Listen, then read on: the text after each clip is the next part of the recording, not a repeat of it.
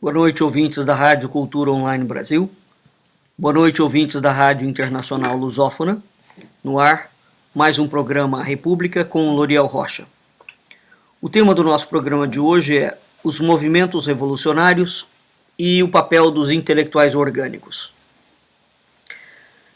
O objetivo desse programa é falar um pouco sobre a origem dos movimentos revolucionários, para, ao final, fazer uma consideração sobre o papel que os intelectuais orgânicos desempenham dentro do próprio movimento. Para tanto, eu vou dar uma explicação mais abrangente, uma explicação da gênese do movimento, da origem do movimento, e como que esse movimento se conecta com o Brasil, não é? De que forma nós temos, portanto, essa interface, em que momento essa interface foi feita dentro da história brasileira. Bem, nós começamos falando sobre a ideia do Brasil como um país do futuro, né? É curioso porque nós somos sempre levados a esse mote. O Brasil é um país fantástico, o Brasil tem uma riqueza de subsolo maravilhosa, o Brasil tem um clima especialíssimo, a população brasileira também é excelente, entretanto o Brasil não consegue se realizar, não é? Enquanto nação, quer dizer, nós vemos claramente uma curva descendente, sobretudo dentro do campo da política, e mesmo dentro do campo econômico. Para nós termos uma ideia, os números não são exatos, mas é mais ou menos algo em torno disso. A Holanda exportou o ano passado por volta de 80 bilhões de dólares, né, no que diz respeito à agricultura. O Brasil exportou menos de 80 bilhões de dólares. Veja o tamanho do Brasil com todo o monumental agronegócio e o tamanho da Holanda. Quer dizer, é algo absolutamente incomparável. O que é isto? Apesar do gigantismo brasileiro, nós temos não mais um atraso documental, não mais um atraso, não se pode falar em atraso. A palavra correta é o projeto de Estado que existe sobre o Brasil é para levar o Brasil à falência. É para criar um caos institucional e, a partir deste caos, entregar o Brasil para outros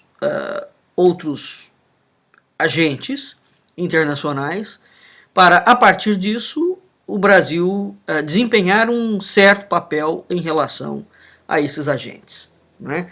Então, é interessante esta ideia do mote do Brasil como um país do futuro.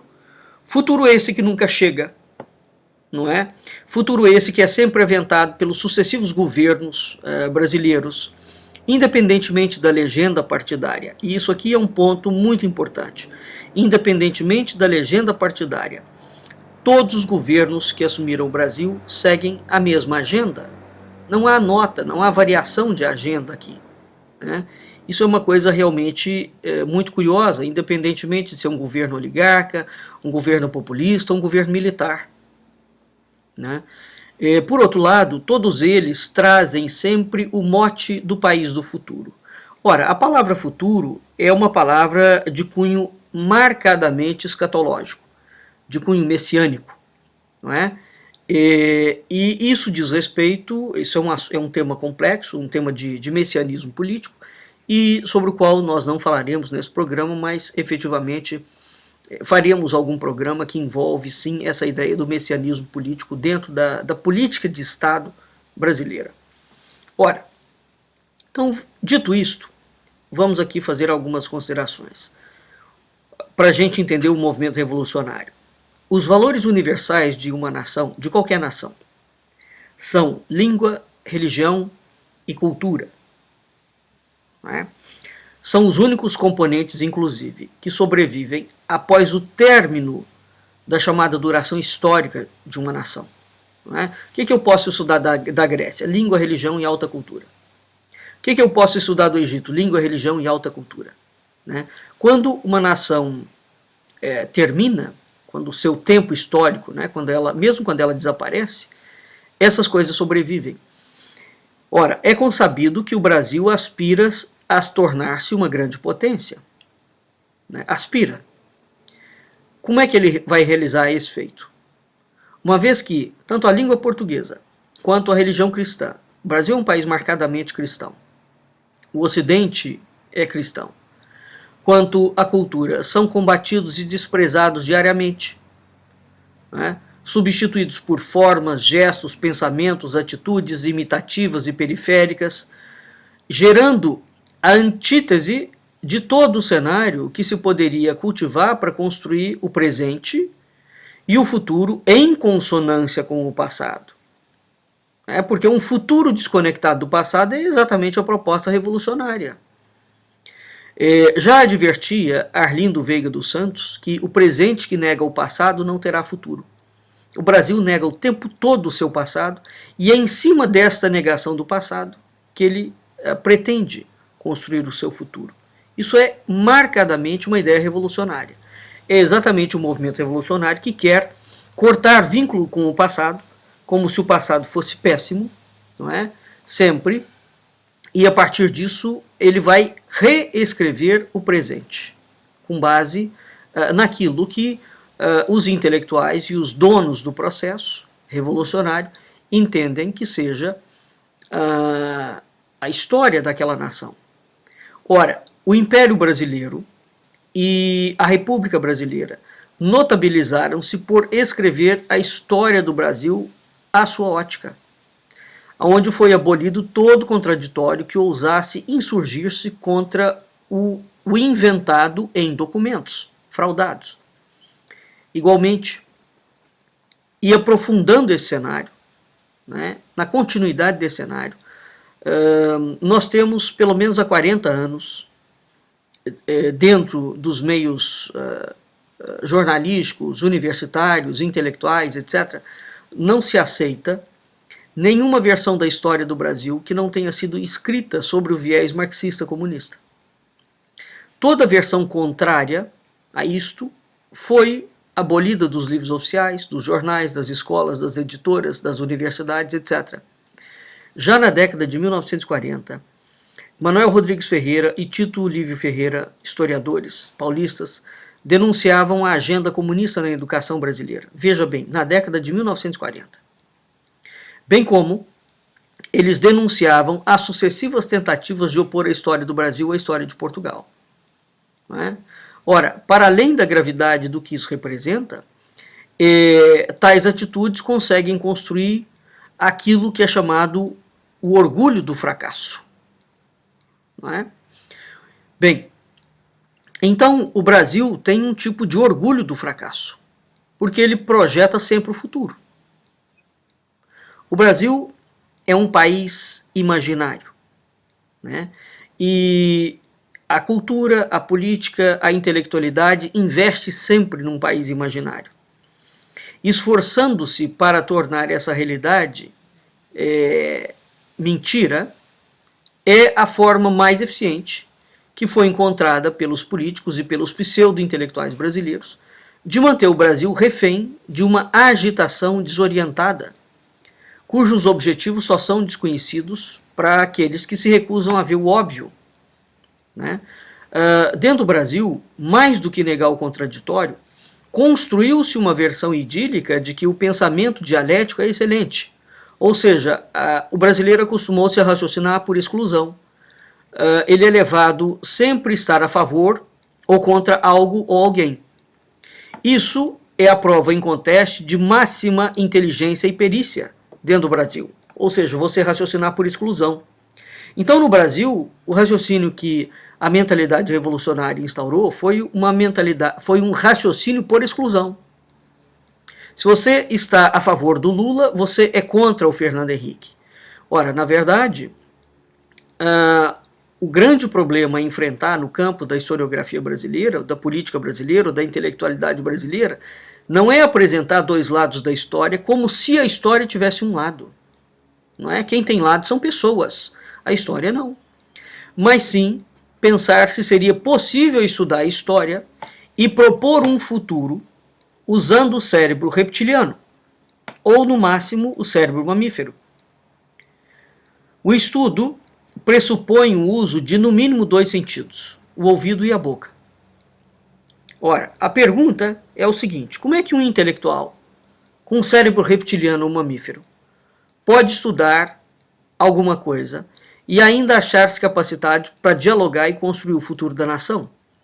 Isso é uma teratologia que só o Brasil criou, não é? Então, a cultura historiográfica brasileira é uma agitação pura, sem finalidade. Como é que esse país terá um futuro sem presente e negando o passado? Só Deus sabe. Não é? Então esse é o primeiro ponto de saída em relação a essa questão. A língua portuguesa. As conexões históricas do Brasil com a cultura ocidental e cristã, né? E com a religião cristã são solapados o tempo todo. Uma vez que se solapa o passado do país, como é que se pode falar em construção de futuro? Esse é um ponto. E, para tanto, efetivamente os movimentos revolucionários, repito, vão investir constantemente na criação de uma mentalidade que raciocina por exclusão.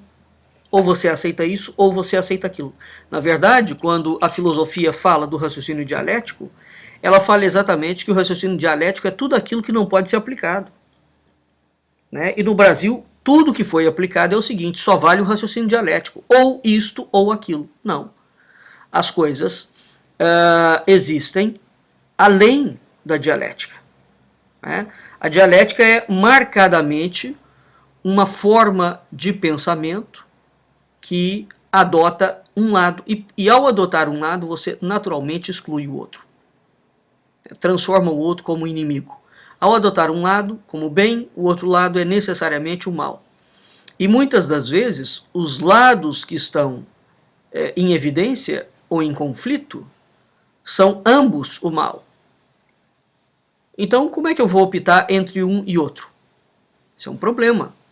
É preciso sair fora do esquema dialético para enxergar um pouco além da linha do horizonte. E isso no Brasil não é permitido. Bem, vamos aqui a um ponto fundamental. Entendido essa questão da dialética e da destruição das bases que sustentam uma cultura, que é língua, religião e cultura.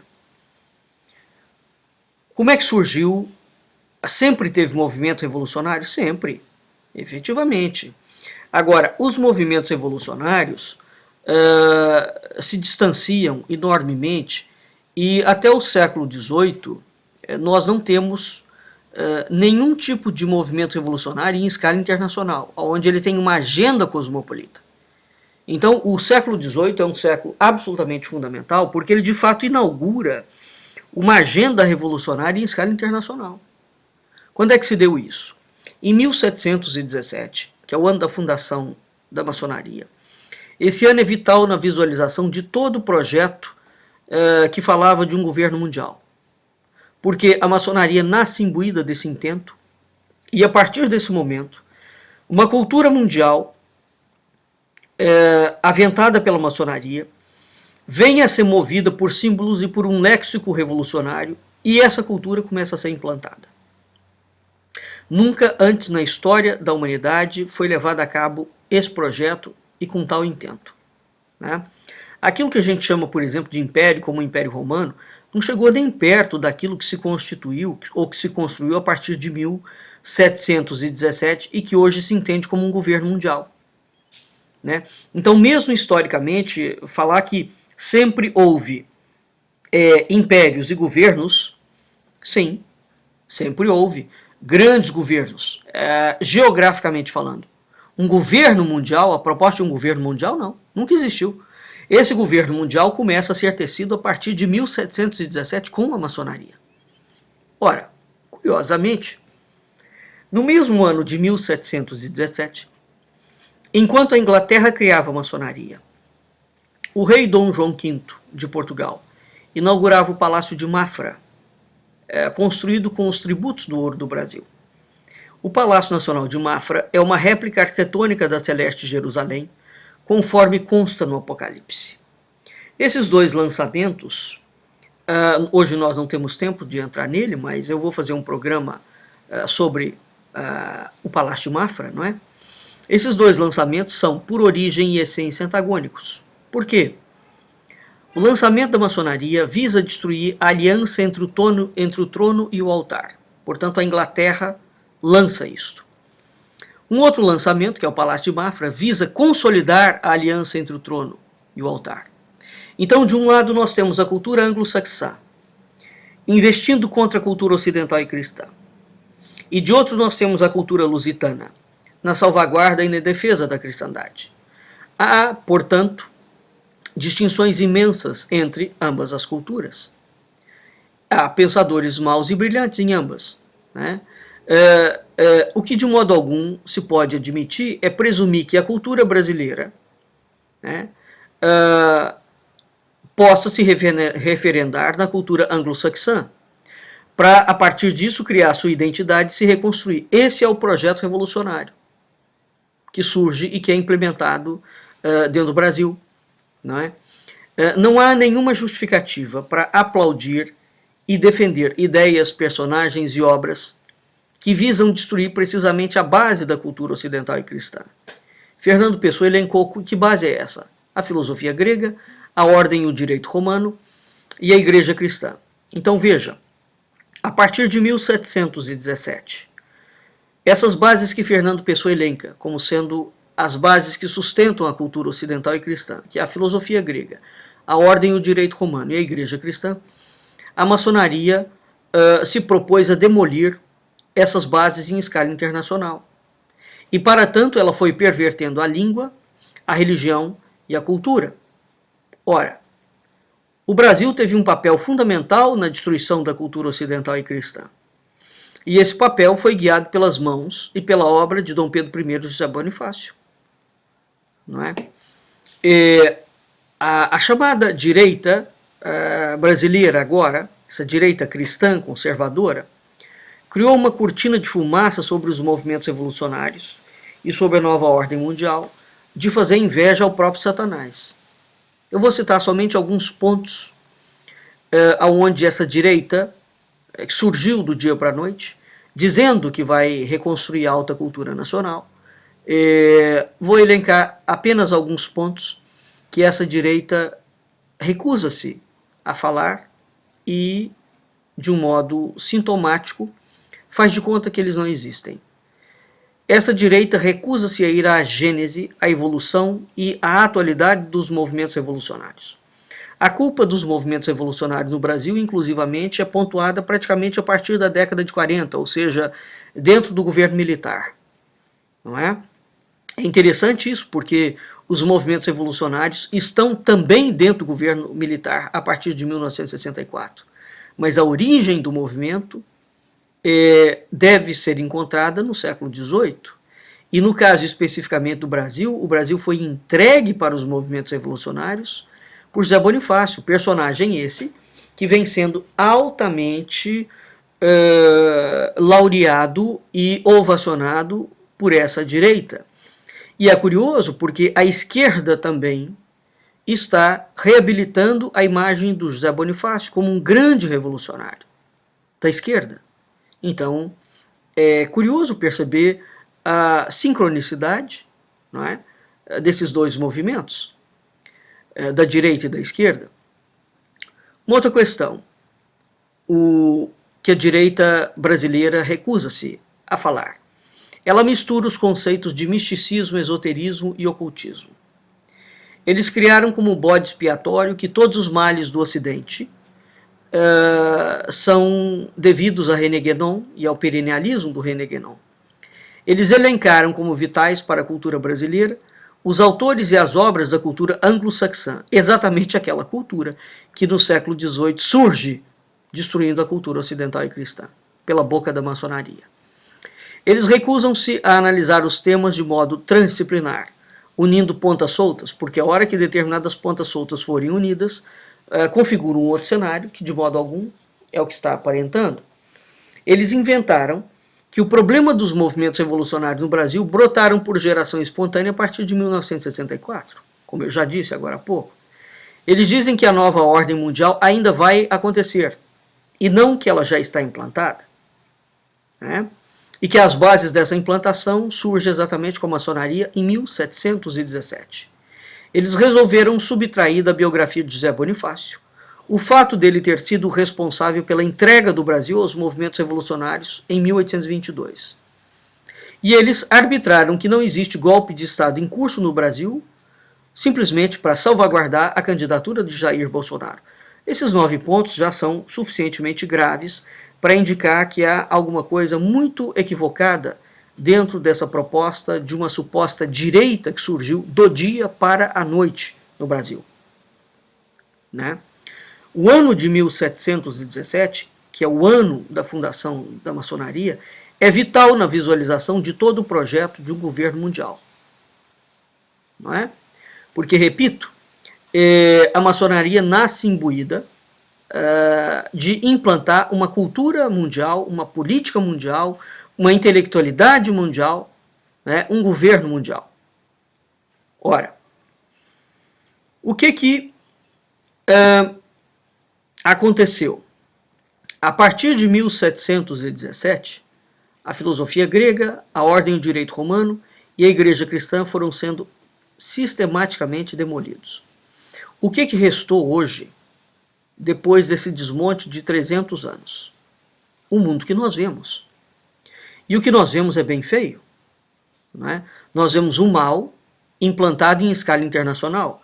A maçonaria, quando ela surge com uma ideia cosmopolita, não é?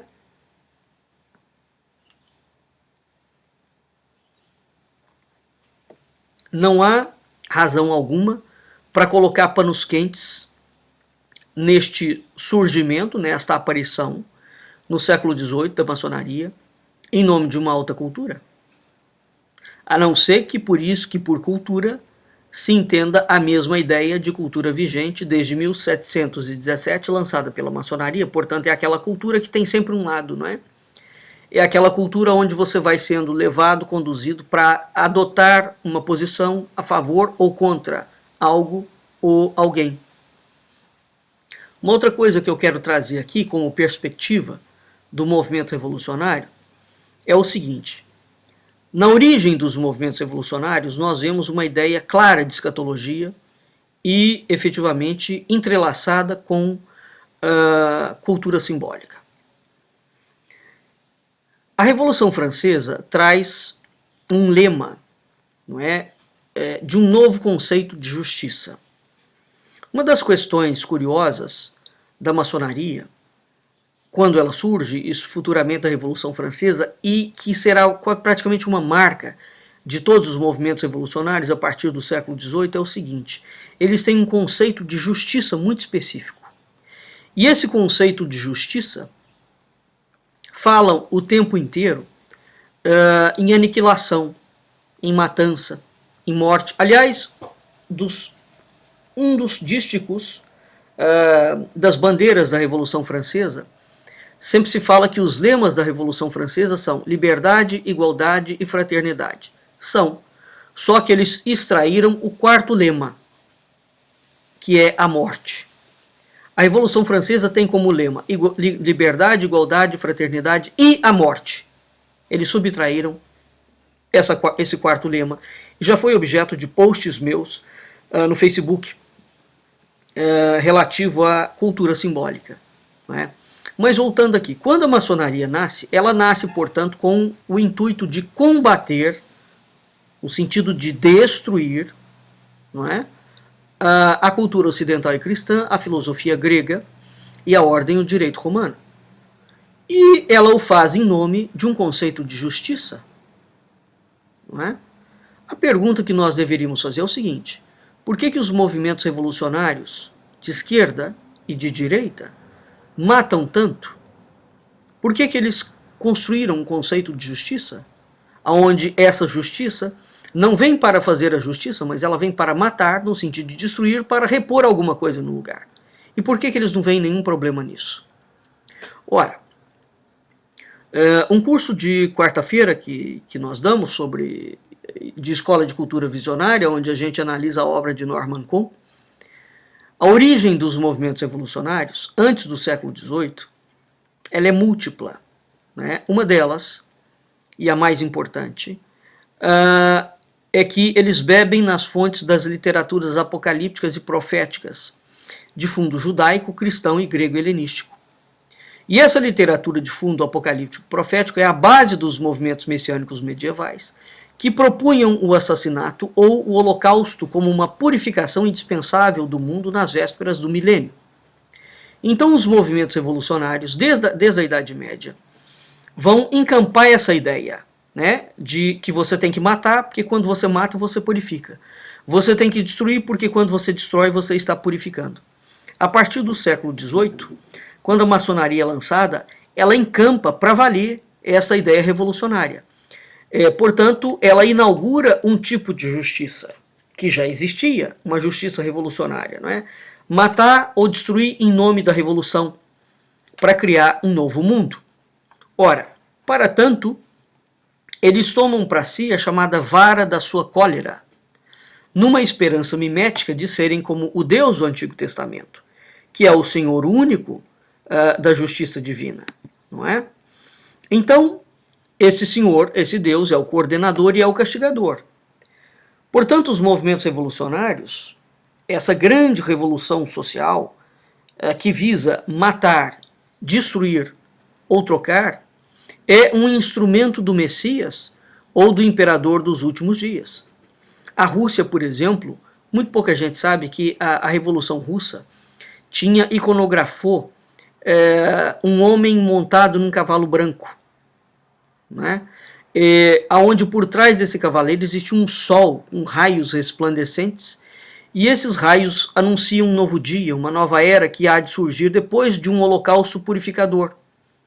Esse tempo, portanto, que o movimento fala, veja que o Brasil é sempre o país do futuro, né? Portanto, o tempo é algo, eles estão sempre falando em tempo. O tempo passado tem que ser aniquilado para se construir um tempo futuro. Esse tempo futuro é exatamente o tempo que antecede o juízo final, é o Apocalipse. Então, na verdade, os movimentos revolucionários, a chamada nova era revolucionária, tão largamente anunciado, quando ela anuncia um novo dia, um novo amanhã, uma nova era que há de surgir dentro de uma condição. Você precisa de criar um holocausto purificador. Você precisa de implementar a justiça revolucionária. E essa justiça revolucionária é uma justiça que vem matar, vem aniquilar, vem destruir para trazer a ideia dela, justiça, não é? E das teorias revolucionárias para serem implementadas mundialmente. Veja bem, a ideia de ideologia sempre existiu, sempre teve teorias e as pessoas absorvem ou adotam ou defendem teorias A, B ou C. Não tem nenhum problema na defesa de uma teoria, mesmo que ela esteja errada. Vamos entender o que eu estou dizendo. Desde a Grécia Antiga, os filósofos debatiam ideias, não é? Uma ideia vira uma teoria. Uma ideia não é necessariamente uma ideologia, mas toda ideologia é um corpo de ideias. Portanto, o diálogo de ideias e entre ideias, mesmo que opostas, é sempre benéfico. E mesmo uma ideologia, ela não é necessariamente maligna. Em que circunstância? O problema de uma ideia que vira uma ideologia é um corpo teórico de ideias, não reside no fato da ideologia ser ideológica. Não. O problema da ideologia é quando essa ideologia é absorvida por um partido político. Esse partido político assume um governo e implementa essa ideologia como política de Estado. Aqui entra o problema. Então, quando a ideologia é absorvida por um partido e passa a vigorar como política de Estado, ou seja, quando a ideologia vira lei, aí sim, nós temos um problema. Toda ideologia, na condição de ideia, é discutida, rebatida com seus opositores e acolhida por quem quer, de um modo voluntário. Agora, quando ela vira lei, quando ela é imposta e quando cessa toda possibilidade de discussão sadia e adesão voluntária à ideologia, aí nós temos um problema. E é isso que caracteriza o Estado totalitário. Quer dizer, o Estado totalitário é isso. É a imposição de uma ideia ideológica na forma de lei. Foi isso que a Revolução Francesa, que criou a ideia que toda ideologia tem o direito de virar política de Estado. Não é? E a base dessa coisa toda está no projeto da maçonaria em 1717, na criação de um governo mundial. Portanto, era preciso ampliar um corpo teórico ideológico e implementar esse corpo teórico ideológico em todos os estados do mundo, donde a ideia de um cosmopolitismo. No Brasil, quem é que inicia essa prática? José Bonifácio e Dom Pedro I, com o golpe de Estado da Independência. Ora, toda ideia tem consequência. Há ideias boas e há ideias más. O problema das ideias más oficializadas como ideologia, como política de Estado, é que condenam um povo à morte. Nenhum conhecimento verdadeiro é ideológico. Porque o conhecimento não é aquilo que nós não temos e que nós precisamos de adquirir. Conhecer é despojar-se daquilo que nos torna ignorantes. E dentro do mundo, não é o conhecimento que liberta, é a verdade. Portanto, a ideologia, toda ela, seja ela qual for, ela é, naturalmente, alguma coisa completamente distinta de um conhecimento e algo completamente refratário à ideia de verdade. Ora, para entender a questão ideológica brasileira, o movimento revolucionário dentro da política brasileira, nós vamos precisar fazer um enfrentamento histórico vital. Eu tenho falado sobre isso em vários programas de rádio, em vários posts, em aulas. Que enfrentamento histórico vital é esse? A maçonaria foi criada em 1717. Quando ela é criada, ela surge com um programa cosmopolita ideológico, de criação de um governo mundial. O Brasil foi entregue aos movimentos revolucionários a partir de 1822. Portanto, o problema que nós enfrentamos hoje com o Brasil, com o comunismo, não é originário a partir de 1964. O problema do Brasil remonta a 1822. Nós já temos quase 200 anos de movimento revolucionário dentro do Brasil. Qual a importância de fazer esse enfrentamento histórico? Toda. Qual seria? Quando nós admitirmos que o Brasil está nas mãos dos movimentos revolucionários, nós somos levados a estudar qual é a agenda, quais são as teorias, as ideias, as políticas, as praxes que norteiam esses movimentos revolucionários. Então, automaticamente, nós temos que estudar isso.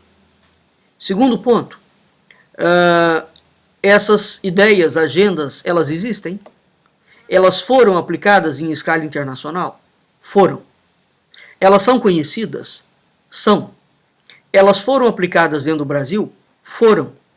Bom, se isso é verdade, como é que então pode se manter a ideia de que o Brasil é um país conservador ou cristão, em termos de política de Estado, se esse Estado e essa política de Estado é regida com as teorias e as praxes dos movimentos revolucionários? Isso é uma impossibilidade. Desde 1822, a estatização do Brasil é contínua. A socialização e a comunização do Brasil são contínuos, independentemente da legenda partidária. Quer dizer, conservador ou cristão ou tradicional, a palavra correta para nós é tradição, não é conservador. Então, o povo brasileiro, as famílias, o povo isoladamente é cristão. O Estado não. O Estado brasileiro é socialista comunista, desde 1822. ele é regido por uma claque revolucionária, que se alterna no poder dentro de três esquemas: o esquema dos oligarcas, dos populistas e dos militares. Um ponto muito importante a considerar nesse assunto é: a cultura brasileira é tradicional e é cristã. Veja que um dos objetivos da maçonaria é exatamente combater, destruir a cultura tradicional e cristã.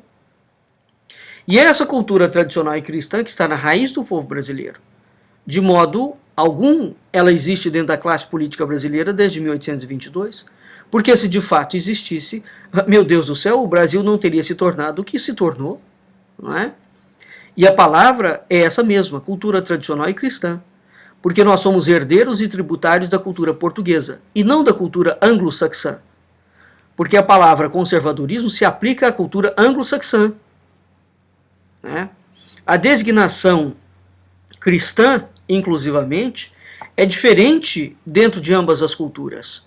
A cultura portuguesa é uma cultura cristã romana bizantina. A cultura anglo-saxã é protestante, anglicana. Portanto, até a formulação dogmática do cristianismo em ambas as culturas, portuguesa e anglo-saxã, são completamente diferentes.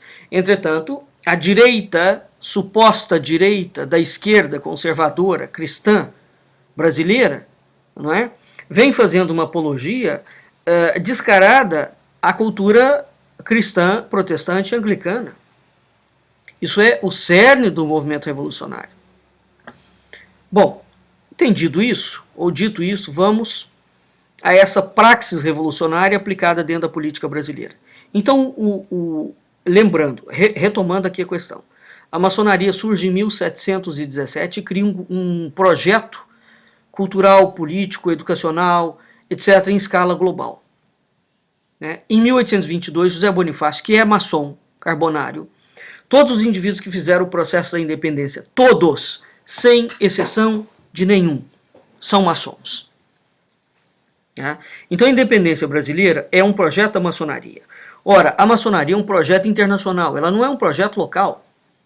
Portanto, é impossível que a maçonaria brasileira não estivesse seguindo as orientações e a praxis revolucionária adotada e orientada pela maçonaria em escala internacional. É óbvio que estava.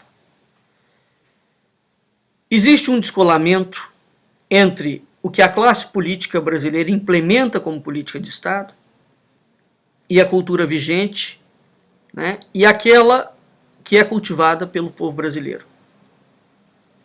Né?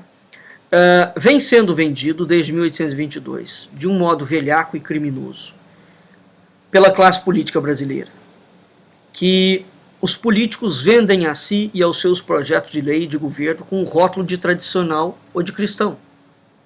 Mesmo os comunistas, socialistas, fabianos, marxistas, eles não têm coragem de assumir que eles são revolucionários. Por quê? Porque eles têm consciência que a população brasileira, em peso, é tradicional, é cristã e é anticomunista. De posse dessa certeza, a atuação clássica da política brasileira é, primeiro, negar que a maçonaria é um movimento revolucionário. É uma instituição revolucionária. Né?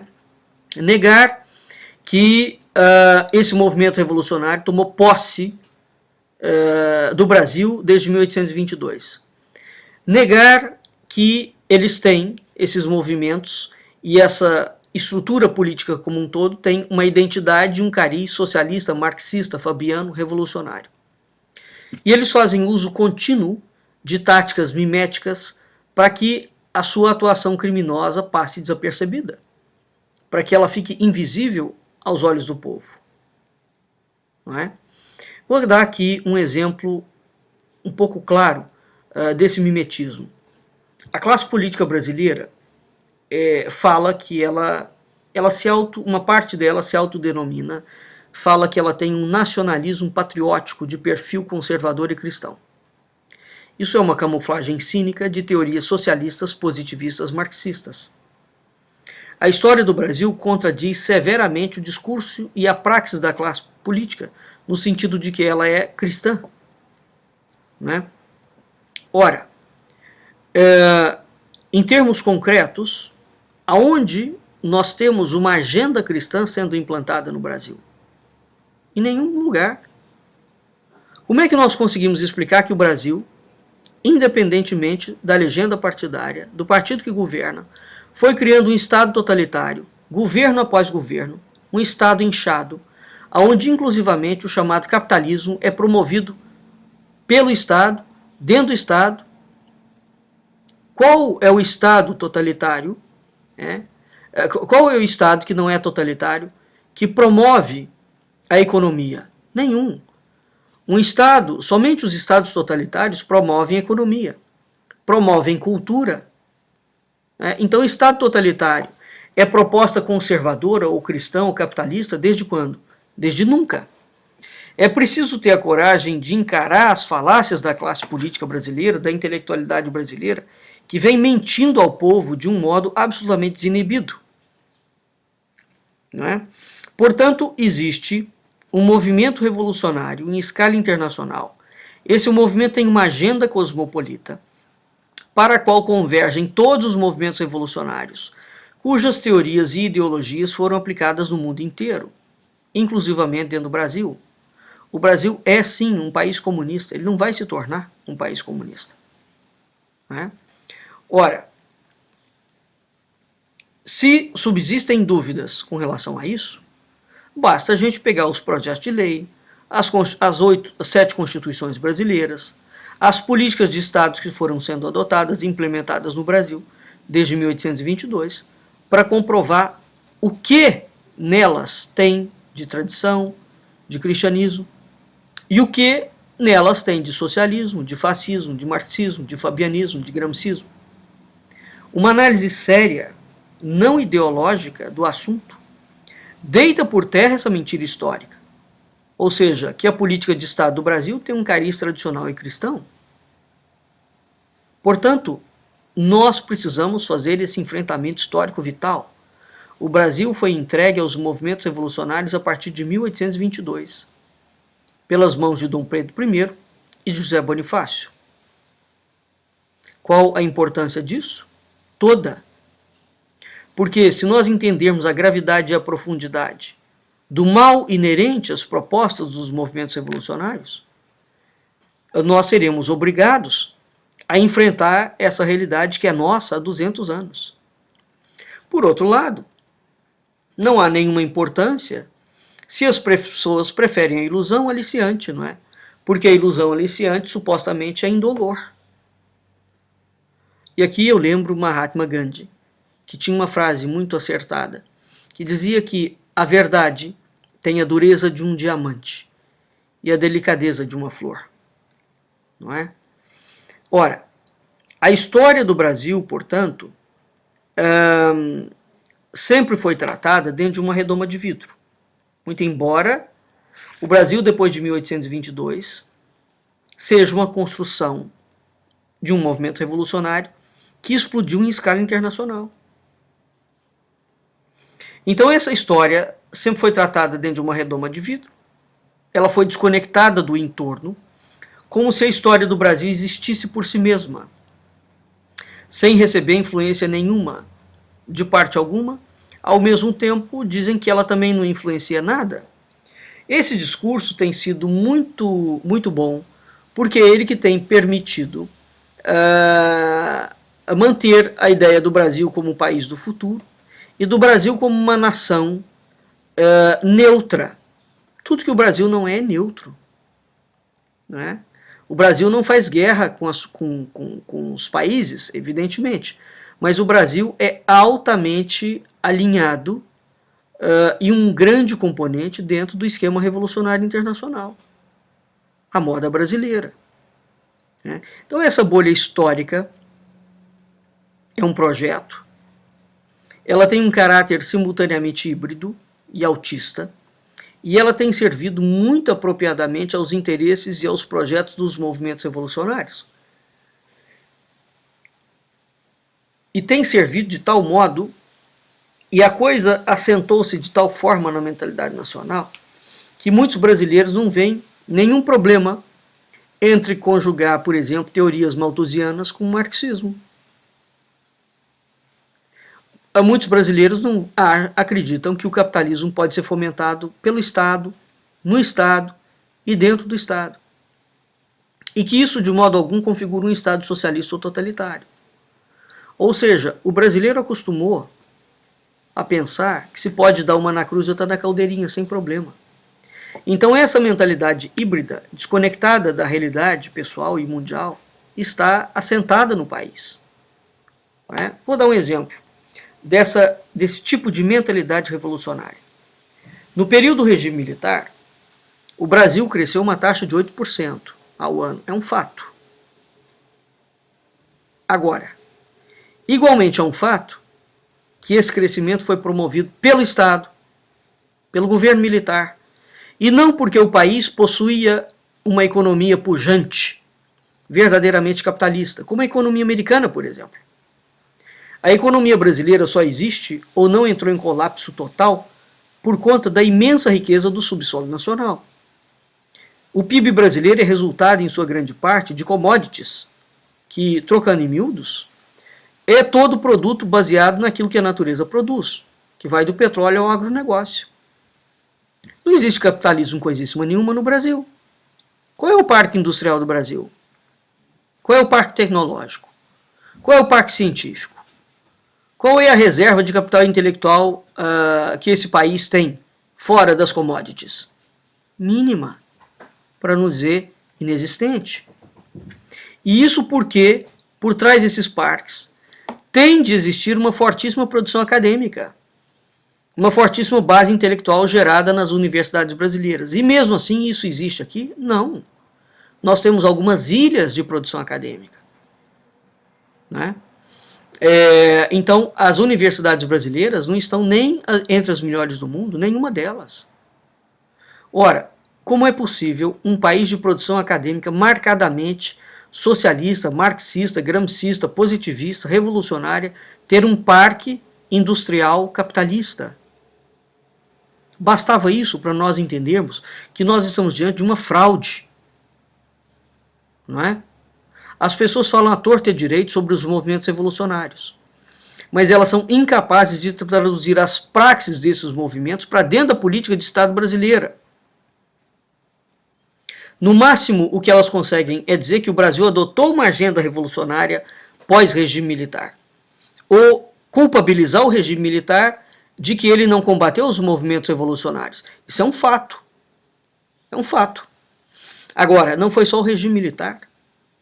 Então há uma fuga da realidade, temperada com altas doses de hibridismo, onde a consciência e a cultura nacionais admite que se pode servir a Deus e ao capeta. E isso mergulhou o Brasil no caos institucional, social, cultural, religioso. Ora, e nós precisamos escolher a quem nós queremos servir. Nós queremos servir a Deus ou ao capeta?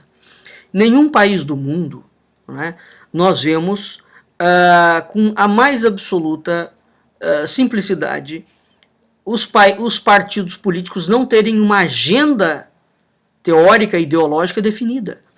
Quando nós pegamos o estatuto dos partidos políticos brasileiros, nós vemos que nenhum deles tem uma agenda definida. Eles podem fazer qualquer coisa. Não, não pode. Quer dizer, essa dose de hibridismo, esse tipo de pensamento revolucionário, que pode fazer qualquer coisa em nome do bem do Brasil, para construir o futuro do Brasil, isso é a grande marca da política brasileira. Né?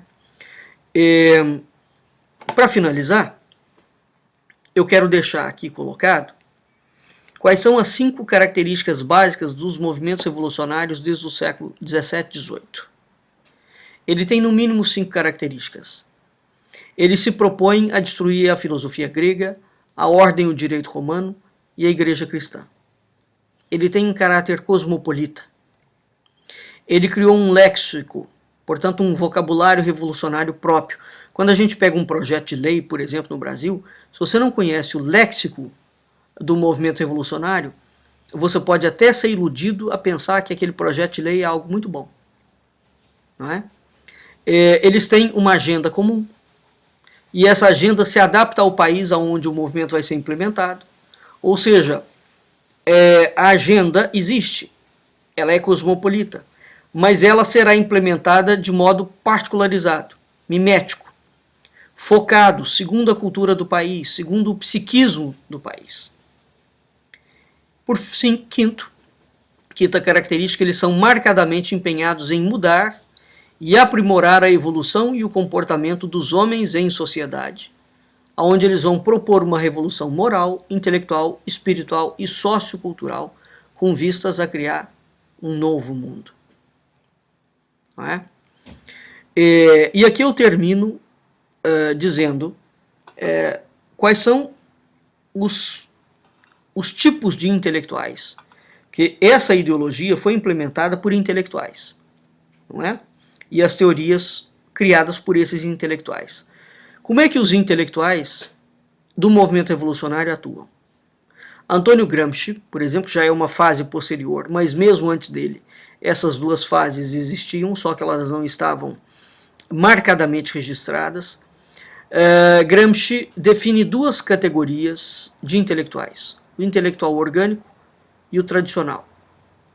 Né? Ora, qual o papel de ambos os intelectuais dentro da cultura, dentro da política, dentro da educação, etc. Os intelectuais orgânicos, eles se estruturam e se articulam em duas frentes. Então, há a frente dos intelectuais orgânicos, que são os intelectuais que vão produzir teorias mesmo. Essas teorias serão implementadas dentro das academias, portanto, elas têm que virar projeto acadêmico. Né? E hoje a importância da ciência é fundamental, porque tudo aquilo que não for validado academicamente não é levado nem para o plano da cultura, nem para o plano da política. Certo? Então esses intelectuais orgânicos, eles vão produzir as teorias, as ideias dentro das academias. E você tem uma segunda frente de intelectual, que são os intelectuais engajados. Né? Que são esses intelectuais engajados? São eles que produzem teoria? Não. Eles são intelectuais contratados para pegar aquelas teorias que os intelectuais orgânicos produziram, são as chamadas celebridades midiáticas engajadas no meio sociocultural, que funcionam como vendilhões, como abalizadores, como propagandistas das teorias dos intelectuais. Então eles vão pegar essas teorias dos intelectuais orgânicos, vão levar essas teorias mastigadas para o público leigo.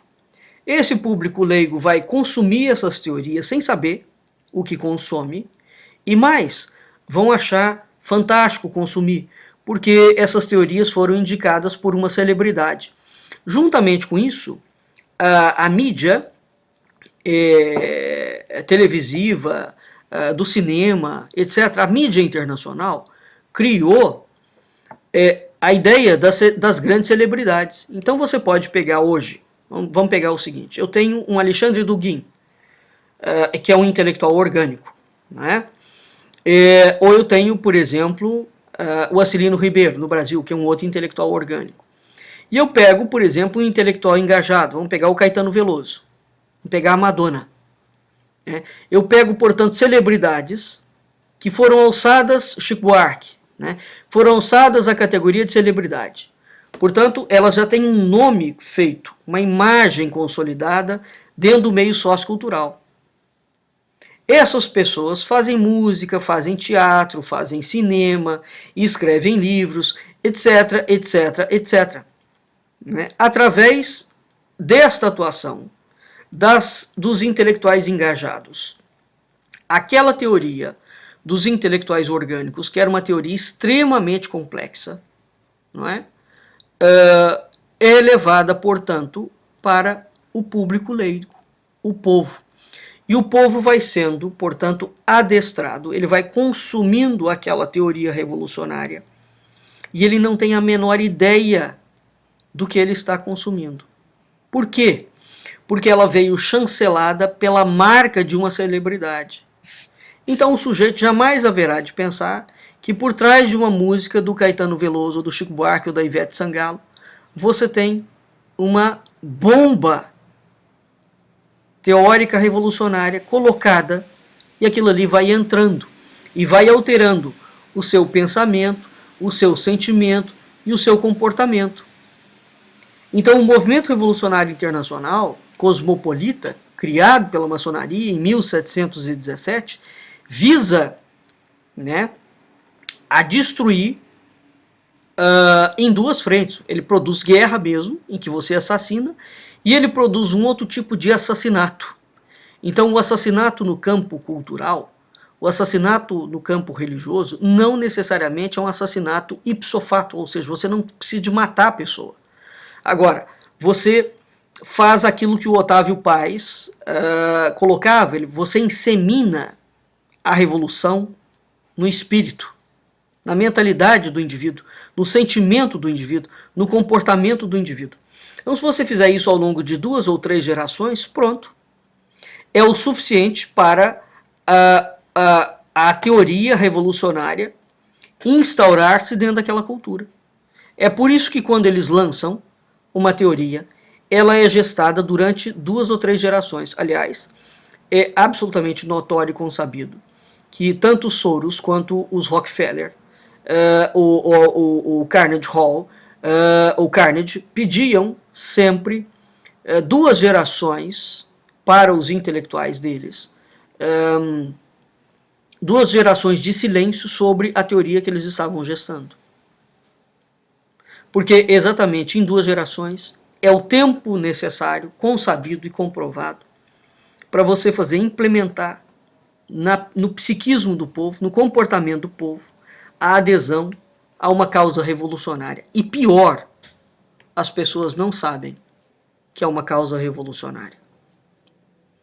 Muito bem, dentro do Brasil, a antiga esquerda revolucionária perdeu assento. Desde a época do governo Lula, e eu já fiz vários posts sobre isso, foi gestada a chamada nova esquerda. Né? A nova esquerda originária do neocomunismo. Aliás, muito antes do governo Lula, já Carlos Bresser Pereira, na década de 90, em vários artigos que ele produziu no Sebrap, ele já falava do surgimento da nova esquerda. E tudo que o Bresser Pereira colocou, quase tudo que ele colocou nos posts dele, nos artigos dele, com relação aos rumos que o Brasil tomaria, foram todos executados. Portanto, nós estamos falando da década de 90. O governo do Lula é da década de 2000, né, 2000 e pouco. Muito bem, essa nova esquerda que vai fundir cristianismo com comunismo, que é o novo upgrade do movimento revolucionário internacional, ela está articulada e está sendo levada a cabo pelos seguintes partidos: Rede, PDT, PSB, PSOL e PV. Né? Esta nova esquerda, ela já lançou a terceira esquerda. Né? Ambos têm os seus intelectuais orgânicos e os seus intelectuais engajados. Independentemente da proposta que exista, né? O movimento revolucionário internacional, no âmbito da produção de cultura, ele tem 2 níveis de intelectuais. E é isso que nós precisamos entender. Os orgânicos, que são aqueles que produzem teoria, e os engajados, que são as celebridades engajadas no meio sociocultural, que vão trazer essas teorias para o público leigo. Então, em pouco tempo, você tem, dentro dessas 2 frentes articuladas, um movimento revolucionário instaurado em escala nacional e internacional de forma absolutamente imperceptível. Portanto, não é necessário fazer uma revolução sangrenta. A revolução é silenciosa mesmo. E esse é o problema do Brasil. Tudo que foi construído aqui desde 1822 é feito na base do silêncio. Né? Bem, Então, era isso que eu queria trazer para vocês, quer dizer, rapidamente, a origem desses movimentos revolucionários dentro de uma sociedade secreta, o caráter cosmopolita desses movimentos e quando esses movimentos, de fato, tomaram o poder político dentro do Brasil. Foi em 1822 com José Bonifácio, com a chamada independência brasileira. Né? A partir daquele momento, o Estado brasileiro foi entregue aos movimentos revolucionários. E de lá para cá, ele nunca mais saiu da mão desses movimentos. Nós temos quase 200 anos de movimento revolucionário internacional, de um movimento revolucionário dentro do Brasil. Não dá para entender as razões pelas quais o Brasil ainda permanece um pouco em pé, não é? Isso só pode ser obra de Deus, porque da política não é, né? E da cultura também não é. Bem,